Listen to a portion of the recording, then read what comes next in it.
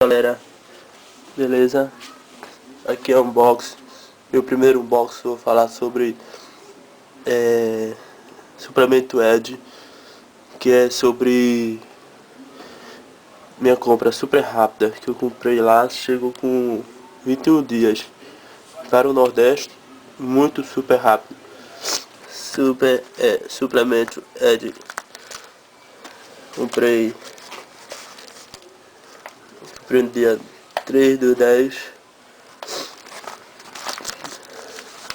Aqui 3/10, chegou no dia 24/10.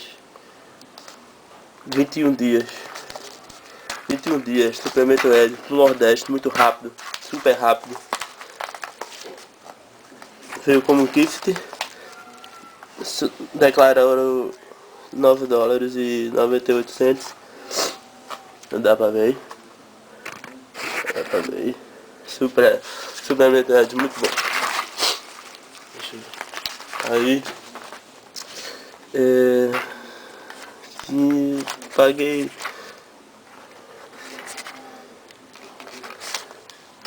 para ver. Aí suplemento Ed, muito bom. Foi um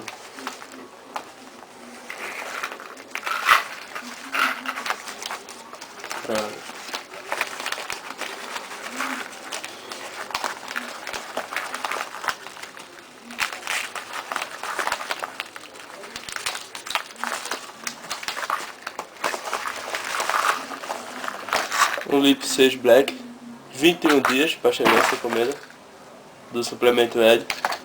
Lipo 6 Black, ultra concentrado. Não veio na caixinha, veio assim mesmo. Validado. Muito bom. Já tinha tomado ele. E deixa eu ver, tem outro aqui. Tomei esse, já faz um tempo. Muito bom. Não queima bom. Esse aqui já tá aberto, deixa eu tirar um aqui pra mostrar. Tá vendo? Ele é preto. Eu tô gripado. Ele é preto, eu não... Lipo 6 Black. Aqui. Muito bom ele. Tô tomando ele há uns um mês e pouco. Perdi uns 5 quilos. Definição boa. Ó. E um H-Draw. Um H-Draw. Muito bom. Os dois. Suplemento Ed. Suplemento Ed. Super rápido, 21 dias. Não taxou, não passou pela Anvisa.